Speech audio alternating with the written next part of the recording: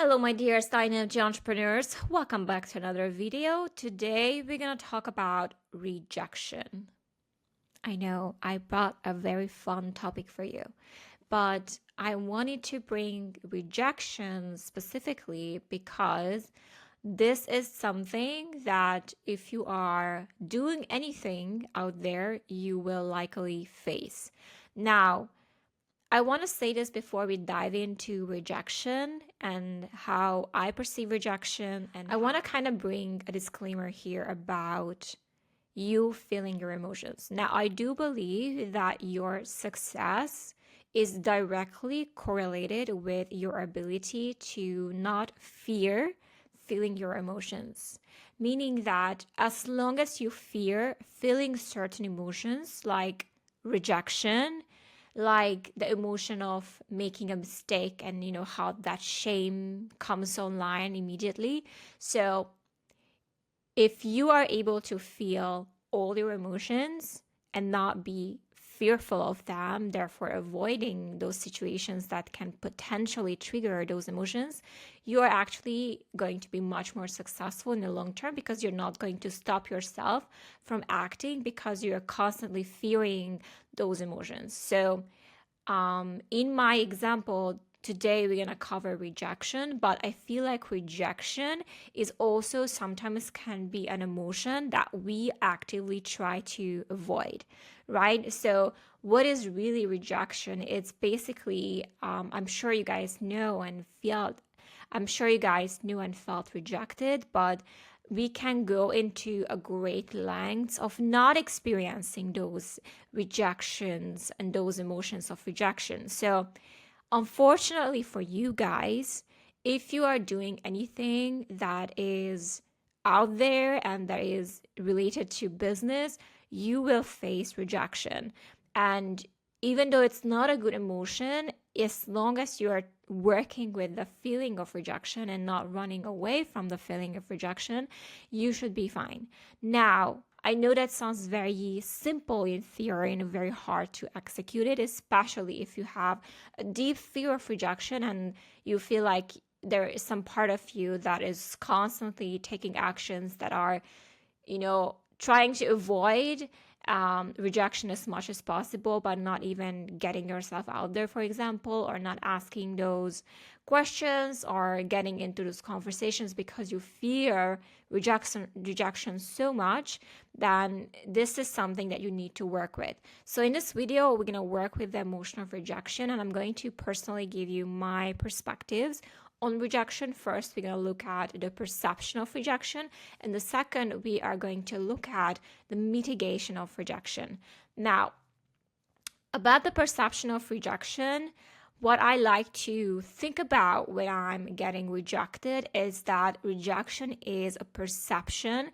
It's almost like a narrative that I choose to believe and a story that I choose to tell myself. So, for example, when I'm sending out a proposal to a prospective client and they get back to me and they say, well, I don't want to do this anymore, or, well, I don't think this is the right time for me, or like, oh, the budget is too high.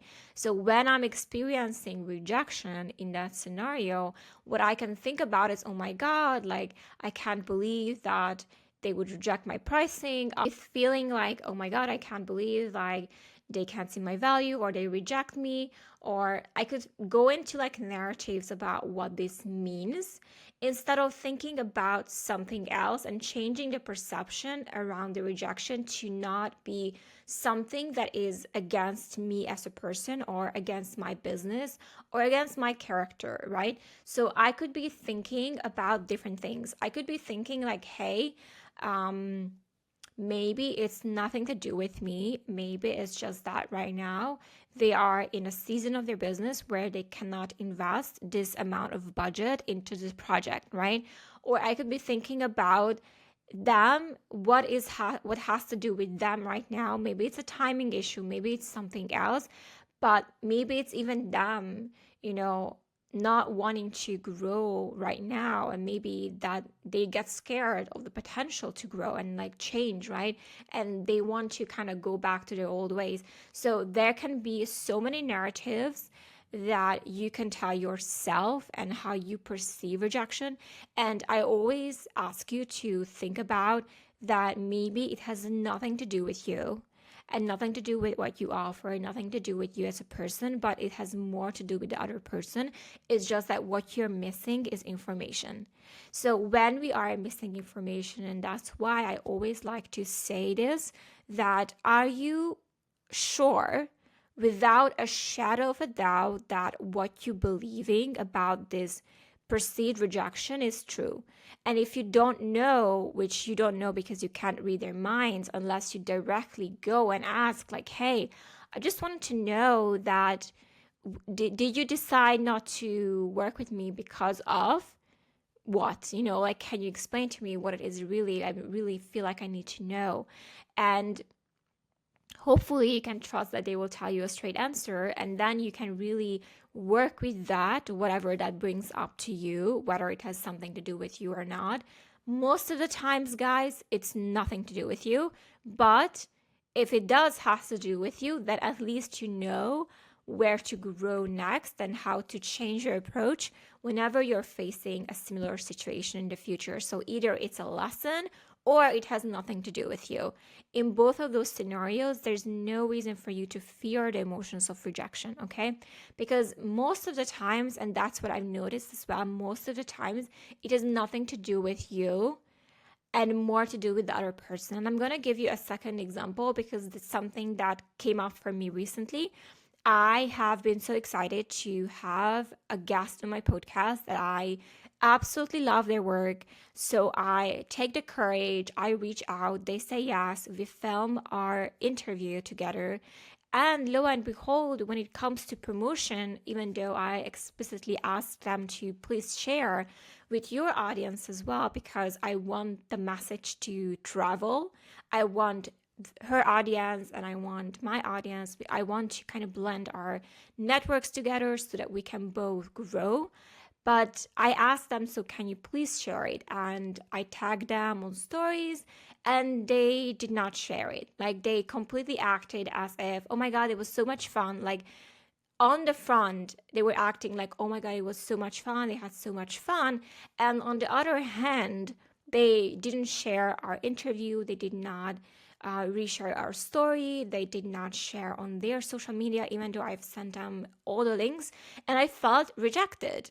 I felt like, oh my God, like maybe they don't want to share it because I don't have a big enough followers, or maybe I wasn't enough. I wasn't a good enough interviewer. And then I remembered that maybe it has nothing to do with me, but maybe it has to do with how they felt during the interview. And that has nothing to do with my style, but it has had more to do with the day they show up, they had a bad day or not. And I remembered after our interview, I sent her an email, this person specifically, and I thanked them for coming. I said it was so much fun and I'm so thankful for them to share their story. And what she has responded to me at the time was that, hey, actually, I felt really tired. I was very sleep deprived. My two kids were keeping me up at night. I felt like I was blobbing. I hope it's not too bad. And can you please edit out the part when I was contradicting myself? And yes, there was a part where she was indeed contradicting herself, but I could feel like maybe because of that reason, she won't be like sharing our conversation with pride, because she didn't feel like she was performing to her best of her abilities, right? So I remember that conversation happening. I thought that didn't stop her from sharing, even though I edited out the parts where she said she felt insecure about.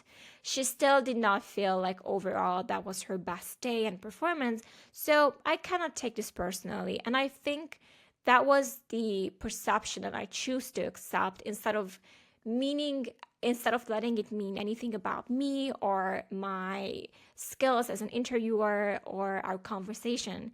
I chose to go with the narrative that she actually provided me information about after our recording and saying like, hey, it wasn't my best day. And I remembered when I was interviewed and I wasn't feeling that this was my best, I didn't want to share that either. And I felt shame around sharing something that when I wasn't my best. So it's okay that when you feel ashamed of something, you don't want to plaster it on social media, right? And you can't stand behind it 100%. So because I kind of possessed that information, it was easy for me to kind of let go of that initial rejection and just accept, like, you know what, sometimes our guests, they don't feel good about something and an interview, or it's not their best day, or it's not their best expression. And it's okay to, if they're super critical of themselves, it's okay for me to let go of the pressure of even asking for them to promote it when they don't feel good about it. It's fine. It doesn't mean there's anything wrong with me.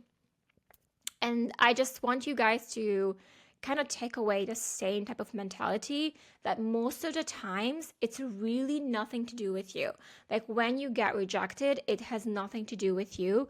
Or sometimes when it has something to do with you, then you would get a transparent and compassionate answer why that is the case. So maybe it's an experience gap. Maybe they're looking for something else. Maybe they have a different candidate in mind. Maybe they have a different approach in mind. Maybe they change their minds. Like all of that is all okay. So I don't want you guys to take it personally and let that stop you. By all means, rejection is, again, it's all about how you decided to mean something about you. If you choose to feel and perceive it as this, okay, it's a lesson, or it's nothing to do with me, either way, you are allowing yourself to continue and to move forward. Whenever that you felt that rejection around, it doesn't mean that you should stop you and you should never show up again and you should never try again. Okay, so I don't want that to be the case. The second part of this equation is the mitigate rejection. So what I'm saying is, when I say rejection can be mitigated, is that there are certain activities that you do that are more rejection prone than others, right? So when you are looking at your business, there are certain activities that there are high likelihood of getting rejected.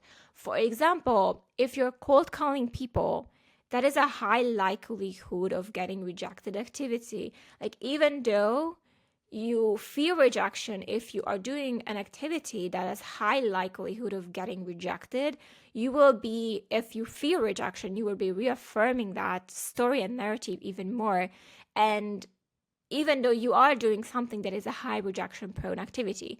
Another rejection prone activity could be to cold email or cold message, right? So unwanted DMs and unwanted emails, sometimes, even though it's a business activity, that could potentially lead to opportunities. But when we are doing it in a way that is impersonal and you're just copy pasting the same cold message to everyone, you cannot feel, you cannot be surprised that you get rejected or ignored, because sometimes those activities actually lead to rejection. Like we hate sometimes that people are sending us DMs without actually taking the time to get to know us, or we hate when people like calling us when we are doing something else. Like especially introverts, guys, we hate phone calls. Like I'm sure you guys have your phone on mute all the time. Mine is on mute, but I personally hate being interrupted doing my day by phone calls and people trying to sell me something. So I'm not saying that that's the activity that I'm not saying that that's the activity that all of you guys are universally doing. I'm just saying that there are certain activities in any business, in all business, they are more prone to rejection than others. And in this scenario, what we can do is to mitigate rejection, meaning that instead of calling 100 people, why don't we try to build and meet them a different way? Instead of mass emailing to people or mass cold messaging to people, why don't we try to find 5 person and try to ask if they have a need for the type of service that we are providing, right? So, and it goes into a little bit of my business consulting territory, but what I like to say to my clients is always lead with curiosity instead of certainty. So instead of being certain, like, hey, we can help you with this, they can do this for you. And again, it depends on your industry. Instead of leading with certainty, you always have to lead with curiosity. Like, oh, I'm not sure if this one is for you. Hey, it seems like that's the case. Like, I just want to learn more about you. Like, instead of coming with like guns blazing, you should want this. This is the best thing for you, right? Like the salesman on TV, like very certain about what they're selling. Be a bit like, hey, I'm not sure if that's the case for you. So that opens up a door and also mitigates the rejection. So the mitigation of rejection, because when I'm just not sure. And if you say, well, yeah, it's actually not, then I'm like, okay, no problem. I can walk away from this conversation and think like, okay, I wasn't sure anyway. So thank you so much for like filling the gaps on that information. Or if that's really the case and they really need it, that's like, oh, okay. So it's a different way to mitigate rejection. It's around the way you talk to people and the way you approach them. Now, I want to talk about when you have no answer, okay? When you are doing outreach or try to speak to someone and you get ignored. So, especially on the online field, when we get ignored, when our emails get ignored, our messages get ignored, I want to talk about that as well, because a lot of the times that can feel like a rejection. But really, what it is a lack of information, right? Because we don't possess all the information of why this person is ignoring us. And it happens to me a lot, guys, when I'm inviting people on my show or I'm reaching out to potential clients and I get ignored, right? And even though my approach is around mitigating the rejection, I'm not sure, I'm not certain, I'm just trying to see if there is something there. I get ignored, I'm not going to think like, oh, this person hates me. Oh, they don't want to talk to me. I'm not going to pull back and say, well, fuck you. I'm never going to talk to you again, right? It's sometimes, and it most of the times, that when people ignore you or ignore your message or whatever you're trying to reach out to them, even though you are mitigating it, you are approaching it the right way, it's, again, we go back to point one, it's not about you, but it's about the other person. And a lot of the times, it's just that they are doing something else. They see a message from you. They don't know you that well. So they just carry on with their days. They forget to get back to you. And that is kind of what happens. They just forget to get back to you. And sometimes it's okay to be following up and say like, hey, I'm not sure if you've seen this message. Like, it's okay to start that conversation again and thinking and seeing if they respond. In fact, I had people who I had to nudge like 3 times through different outlets so that they can actually get back to me. And that's completely fine. Sometimes it's a timing issue. Sometimes it's the person is doing something else. They are busy with something else. They're completely overwhelmed. They don't have the bandwidth right now to respond back to you. It's not always personal, but that's why I like to build more connections and relationships with people before I reach out to them, because sometimes when we have more leverage, that is the relationship of leverage or connection with people, they are less likely to ignore our messages and they are more likely to prioritize us. Now, I hope that this video was helpful. Remember, the rejection is most of the time is a perception, and 9 out of 10 times has nothing to do with you. And if it's personally something that it's a not aligned thing, you should be able to go and ask what's happened here without taking it personally, because sometimes it's really just that they're looking for something else. It's a timing, it's a budget issue. It's just that they don't have the capacity to hire. Like, there's so many different outlets and aspects of that rejection, and either it becomes a lesson or it becomes like this, well, it has nothing to do with me, right? Another thing that I want to add here is the phenomenon of self-rejection. So self-rejection is, and then we can circle back to you not wanting to feel the emotion of rejection. So self-rejection happens when you are so avoidant to feel the emotion of rejection that you self-reject. So self-rejection means that you don't even go to take the action. You don't even go to send the email. You don't even go to do that outreach, to ask the question, to see if there's interest. You don't even do any of those activities of putting yourself out there because you automatically assume that the answer is no.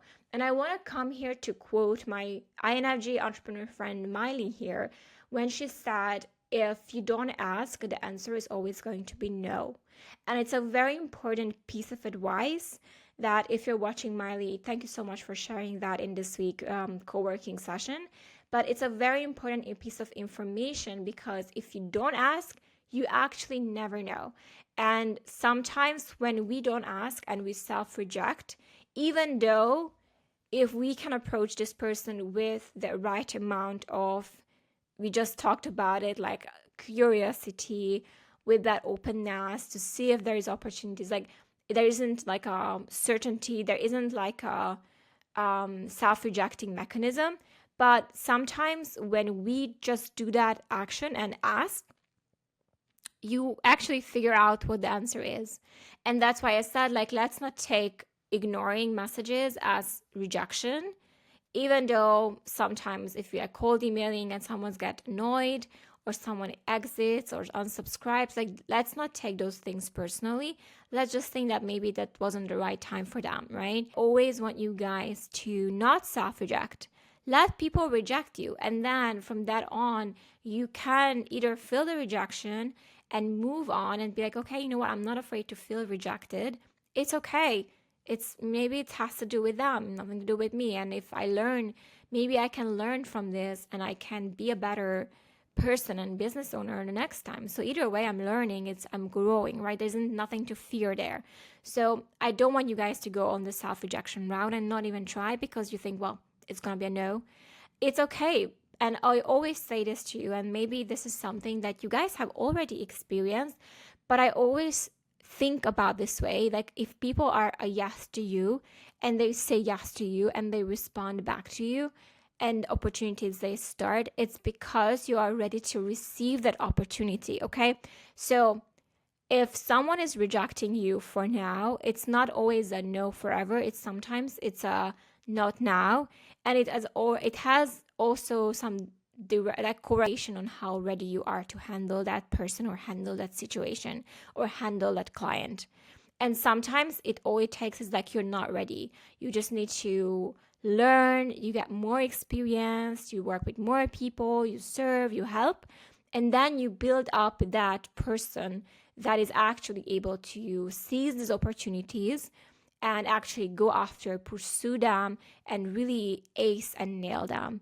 And sometimes it's just that you're not ready, and that's okay too. And that's okay. And if you get a no, and it's sometimes because you're just not ready. So I hope that this video was helpful for you, and you will be feeling your rejections and moving through it with grace and with wisdom and trying again next time. That's what I want for you. I want for you guys to be relentless. I want for you guys to have the courage to put yourself out there and let people really reject you. If you are able to handle the emotion of rejection, you guys become very much unstoppable. And I think it's just such a rewarding experience to keep going regardless of being rejected or not. So thank you so much for watching and listening to this episode. If you're not a member of our INFJ Entrepreneurs community on Facebook, I will put the link in the description. You can go ahead and join us. Don't forget, drive over fear, progress over perfection. I always say this because your inner drive should help you overcome any fear that you have, whether it's around rejection or something else. And of course, progressing in your projects and putting something out there that it's imperfect is going to help you move forward. So again, thank you so much for listening and being here, and I'll see you guys very soon.